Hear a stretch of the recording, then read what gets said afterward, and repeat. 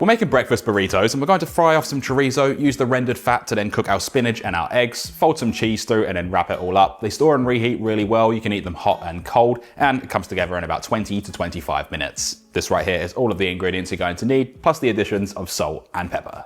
We'll start by grating our cheese. I'm using the largest side of a box grater to get long, even strands that melt beautifully, and this is 100 grams or 3.5 ounces of cheddar cheese. Pre-grated cheese is coated with starch to stop it from clumping, but that also means that it doesn't melt as smoothly or taste as fresh, so taking a minute to grate your own cheese does make a big difference. Next, the star of the show, 250 grams or 8.8 ounces of Spanish chorizo. Slice it in half lengthways and then into quarters, and finally dice it into even cubes. This shape gives us small pieces that crisp up quickly while still leaving enough surface area to render out all of that smoky paprika oil, and that oil is going to carry the flavor throughout the whole wrap. But if you prefer to cut it another way, then definitely do that. Crack 10 large eggs into a mixing bowl. I like to use a fork rather than a whisk. It's quick and still combines the whites and yolks into a smooth texture. You don't need to beat too much air in. The goal is simply an even golden color and no streaks of white. And you can use medium to large size eggs for this, and it works out to be 2 eggs per wrap. Now place a large pan over medium heat and add in the diced chorizo while the pan is still cold. It will just start sizzling slowly, and after about 4 to 5 minutes you'll notice 2 things happening. The cubes turn golden and crisp, and that paprika rich oil begins to pool in the pan and render out. That's exactly what we want. That fat is what's going to make this recipe really stand out. It has a beautiful flavor. Once the chorizo is crisp and cooked to your liking, remove it with a slotted spoon and keep all of that rendered fat in the pan. This isn't waste, this is where all of that smoky spice lives, and we're going to use it to cook our spinach, which is next.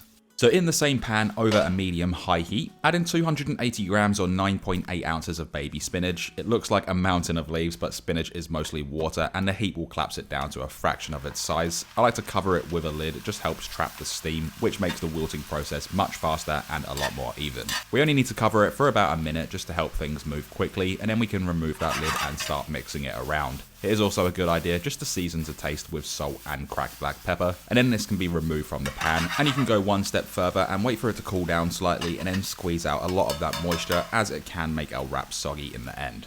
Now place that same pan back over a medium-high heat and add in a touch of spray oil or a tiny little bit of butter. I know I didn't include this in the recipe, but it does need it. Pour in the whisked eggs and let them sit for a few seconds before stirring, and then gently fold and sweep the eggs from the outside in. I always stop just before they're fully set because the residual heat will finish cooking them off the stove. This leaves them soft, creamy, and never rubbery, and I like the thicker curds. I'm not really a big fan of that porridge-style scrambled egg. Right before the end, we can season to taste and add in all of that grated cheese. It melts straight into the eggs, giving you a rich, gooey texture and a little extra structure so the wraps don't fall apart. Make sure everything's mixed through and then remove it from the stovetop.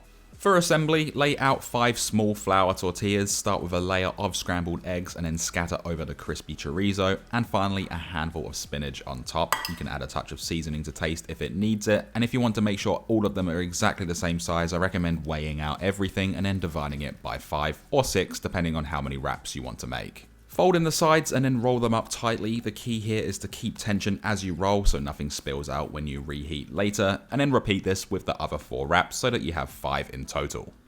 Now you can keep them fresh and then toast them once they've been reheated, or you can toast them beforehand. If you're going to do that, you can toast each wrap in a dry pan over a medium heat for about a minute or 2 on each side until golden and crispy. This not only seals them shut, but also gives them that satisfying crunch on the outside while keeping that center soft and cheesy. Alternatively, you can do this in the oven or air fryer, but it does take quite a bit longer. Once they've cooled slightly, wrap them individually in food-safe paper or foil. You can even put them in airtight containers. You can store these in the fridge for up to 4 days or freeze them for up to 2 months. If you do have them in the freezer, allow them to thaw overnight in the fridge before attempting to reheat, otherwise you'll end up with a dry brick. And that's how simple it is. 5 smoky chorizo breakfast wraps done in under 20 minutes. They're simple, packed with flavor, and perfect for grabbing on the go. And this right here is the macros for a single wrap, and the rest of the written recipe as well as the remaining nutrition is in the link in the description.